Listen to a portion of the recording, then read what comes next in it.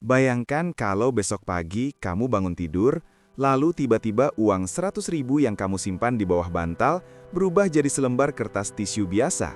Nggak bisa dipakai beli seblak, nggak bisa buat bayar parkir, apalagi buat beli kopi susu kekinian. Rasanya pasti panik luar biasa kan? Nah, fenomena ini sebenarnya sedang terjadi secara perlahan-lahan di depan mata kita semua. Tapi bedanya, bentuk fisiknya tetap uang. Hanya saja kekuatannya yang perlahan-lahan menguap seperti bensin di bawah terik matahari. Inilah alasan kenapa kalau kamu scroll media sosial sekarang, entah itu TikTok, Instagram, atau Twitter, pembicaraannya bukan lagi cuma soal artis yang lagi berantem, tapi sudah merembet ke grafik harga emas yang naik turun, atau koin kripto yang gambarnya anjing tapi harganya bisa buat beli mobil.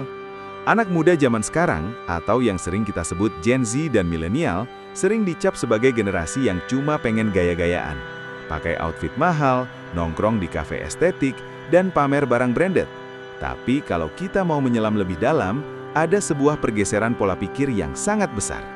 Mereka mulai sadar bahwa menabung secara konvensional di celengan ayam atau sekadar mendiamkan uang di rekening bank biasa, itu rasanya seperti mencoba menangkap air hujan pakai tangan kosong. Sebanyak apapun yang kamu tangkap, pelan-pelan bakal bocor lewat celah jari-jari kamu. Kebocoran itu namanya inflasi. Mari kita bicara soal inflasi dengan cara yang paling sederhana. Coba kamu ingat-ingat 10 tahun yang lalu. Uang Rp10.000 bisa buat beli apa saja di kantin sekolah. Mungkin kamu bisa dapat satu porsi nasi goreng plus es teh manis, dan masih ada kembalian buat beli permen. Sekarang, coba bawa uang Rp10.000 ke tempat yang sama. Mungkin kamu cuma dapat es teh manisnya saja, atau nasi gorengnya tapi tanpa telur, dan porsinya cuma setengah. Barangnya sama, usahanya sama, tapi uang yang dibutuhkan jauh lebih banyak. Inilah yang membuat anak muda zaman sekarang merasa dikejar hantu tak kasat mata. Mereka merasa meskipun gaji mereka naik, tapi harga rumah, harga tanah, bahkan harga semangkuk bakso naiknya jauh lebih kencang daripada kenaikan gaji mereka. Disinilah emas dan kripto masuk sebagai pemeran utama dalam drama finansial anak muda. Kita mulai dari emas dulu. Kenapa sih emas? Padahal kalau dipikir-pikir, emas itu barang lama, barang kuno yang biasanya cuma dipakai sama nenek-nenek kita dalam bentuk kalung atau gelang yang beratnya bikin leher pegal. Tapi tahu nggak kamu, emas punya satu sifat yang nggak dimiliki sama uang kertas manapun di dunia ini, yaitu kelangkaan yang ababi. Emas itu tidak bisa dicetak sembarangan oleh pemerintah manapun. Kalau pemerintah butuh uang lebih, mereka bisa mencetak uang kertas lebih banyak. Tapi efek sampingnya adalah nilai uang itu sendiri jadi turun. Emas tidak begitu. Kamu harus menggali tanah beribu-ribu meter, menghabiskan energi yang luar biasa, baru bisa mendapatkan bongkahan emas. Emas sering disebut sebagai safe haven atau tempat berlindung yang aman. Ibaratnya begini, bayangkan dunia ini lagi dilanda badai besar. Uang kertas itu seperti payung kertas yang kalau kena hujan deras, lama-lama bakal hancur. Sedangkan emas itu seperti bunker beton di bawah tanah. Mau badainya sekeras apapun, emas tetap akan ada di sana dan nilainya tetap terjaga. Anak muda sekarang mulai paham ini. Mereka nggak lagi beli emas cuma buat pamer perhiasan di kondangan. Banyak dari mereka yang beli emas batangan kecil-kecil. Ada yang cuma 0,1 gram atau 0,5 gram. Mereka menyebutnya sebagai tabungan masa depan yang nggak bakal dimakan rayap bernama inflasi tadi. Lalu bagaimana dengan kripto? Nah, ini yang lebih liar lagi. Kalau emas itu ibarat bunker beton yang tenang dan membosankan, kripto itu ibarat roket luar angkasa yang mesinnya bisa meledak kapan saja. Tapi kalau berhasil terbang, dia bisa membawa kamu ke bulan. Anak muda suka kripto, bukan cuma karena ingin cepat kaya, meskipun itu adalah salah satu faktornya ya, tapi ada filosofi di baliknya. Kripto, terutama Bitcoin, sering disebut sebagai emas digital. Logikanya sama, jumlahnya terbatas.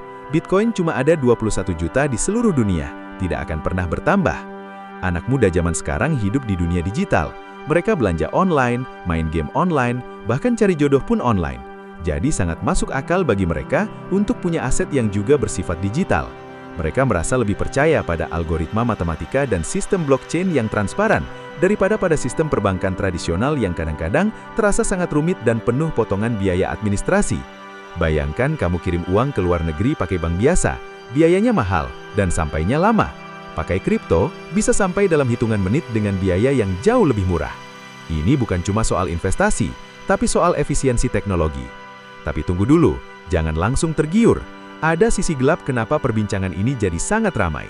Ada rasa ketakutan yang mendalam di hati anak muda sekarang, yang sering disebut sebagai FOMO atau Fear of Missing Out, takut ketinggalan kereta.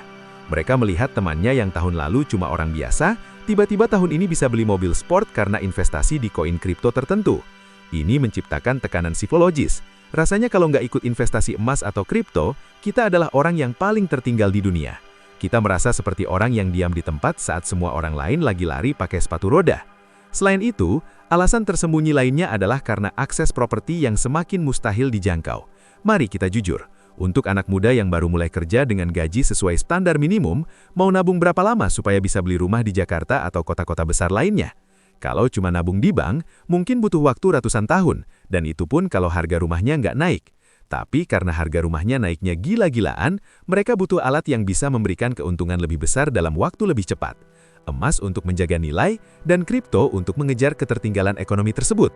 Ini adalah bentuk perlawanan terhadap sistem ekonomi yang dirasa semakin tidak adil bagi generasi muda.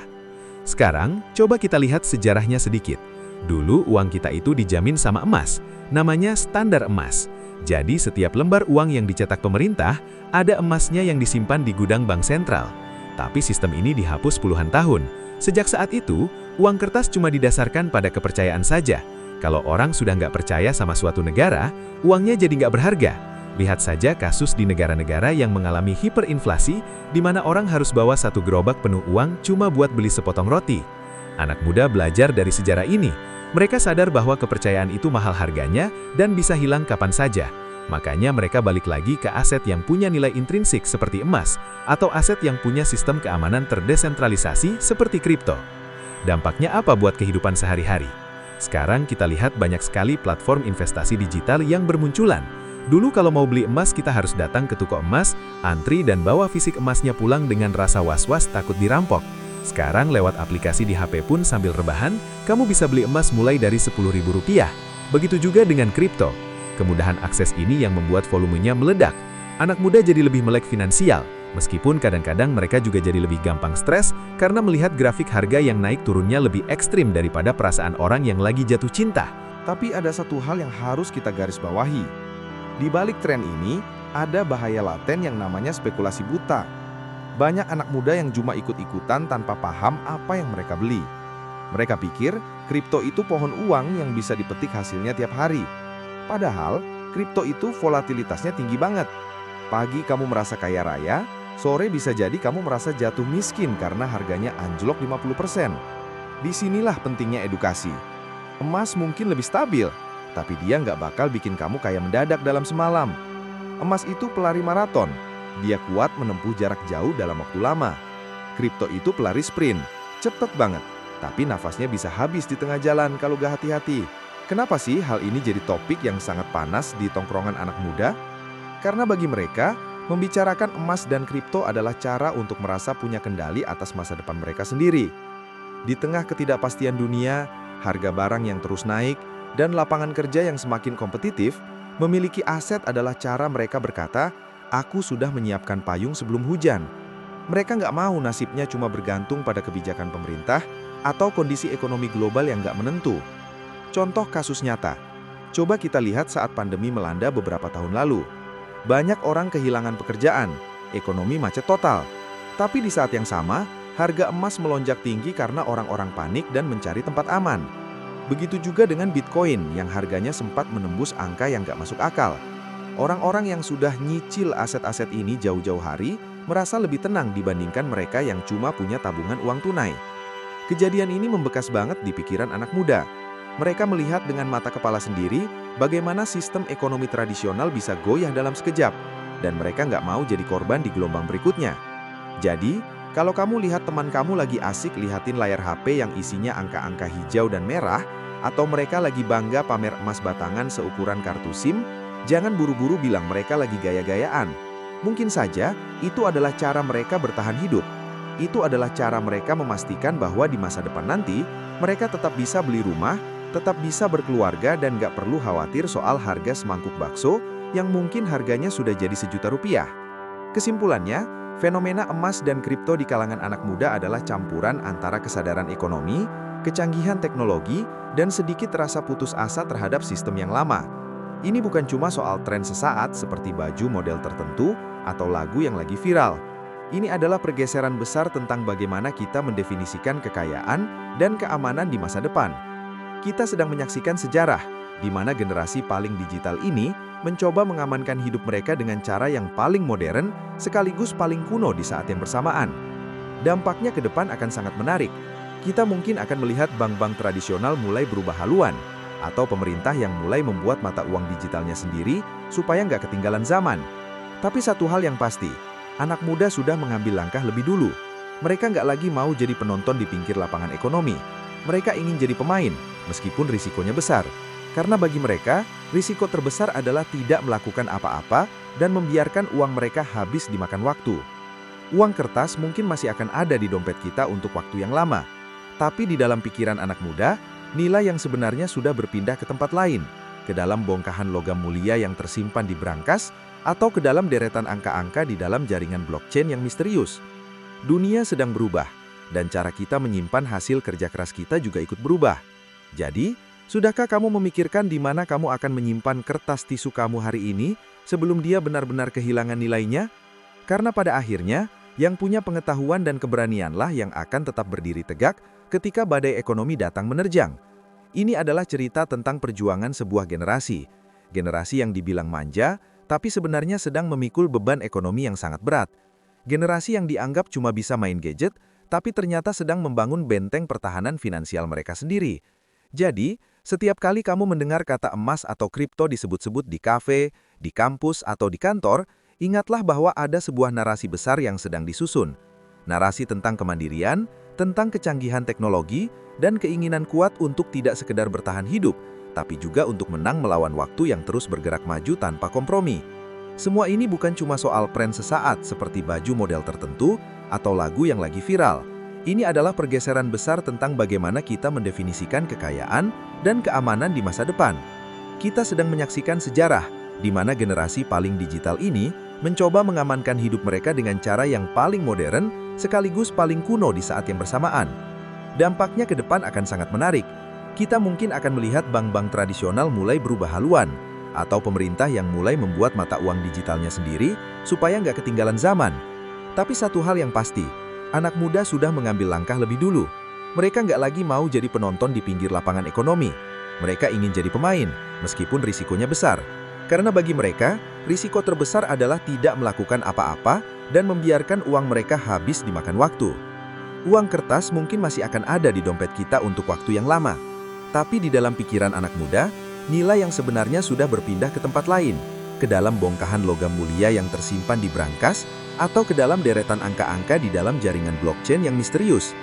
Dunia sedang berubah, dan cara kita menyimpan hasil kerja keras kita juga ikut berubah.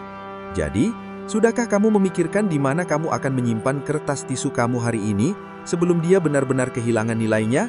Karena pada akhirnya, yang punya pengetahuan dan keberanianlah yang akan tetap berdiri tegak ketika badai ekonomi datang menerjang.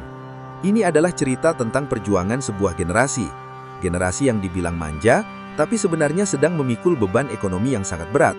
Generasi yang dianggap cuma bisa main gadget, tapi ternyata sedang membangun benteng pertahanan finansial mereka sendiri. Jadi, setiap kali kamu mendengar kata emas atau kripto disebut-sebut di kafe, di kampus, atau di kantor, ingatlah bahwa ada sebuah narasi besar yang sedang disusun. Narasi tentang kemandirian, tentang kecanggihan teknologi, dan keinginan kuat untuk tidak sekedar bertahan hidup, tapi juga untuk menang melawan waktu yang terus bergerak maju tanpa kompromi.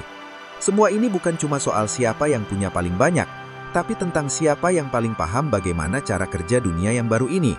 Karena di masa depan, kekayaan bukan lagi cuma soal berapa banyak kertas di dompetmu, tapi seberapa jauh kamu bisa melihat peluang di tengah ketidakpastian. Emas dan kripto hanyalah alat, tapi penggunanya, yaitu kamu, adalah penentu kemana arah masa depan finansialmu akan berlabuh. Jangan cuma ikut arusnya saja, tapi pahami kenapa airnya mengalir ke sana. Dengan begitu, kamu nggak cuma sekedar gaya-gayaan, tapi kamu benar-benar sedang membangun masa depan yang kokoh, sekeras emas dan sepintar algoritma kripto. Teruslah belajar, teruslah menggali informasi, karena di era sekarang, informasi adalah mata uang yang paling berharga. Dan siapa tahu, keputusan kecilmu untuk menyisihkan sedikit uang buat beli 0,01 gram emas hari ini adalah langkah pertama yang akan menyelamatkanmu di 10 atau 20 tahun ke depan. Jangan pernah remehkan langkah kecil, karena gunung yang tinggi pun dibangun dari butiran debu dan bebatuan kecil yang terkumpul selama jutaan tahun. Begitu juga dengan masa depan finansialmu. Semuanya dimulai dari sekarang, dari kesadaranmu, dan dari kemauanmu untuk melihat lebih dari sekedar apa yang tampak di permukaan. Selamat datang di era baru, di mana emas dan kripto bukan lagi sekedar hobi, tapi sudah menjadi bagian dari strategi bertahan hidup anak muda zaman sekarang.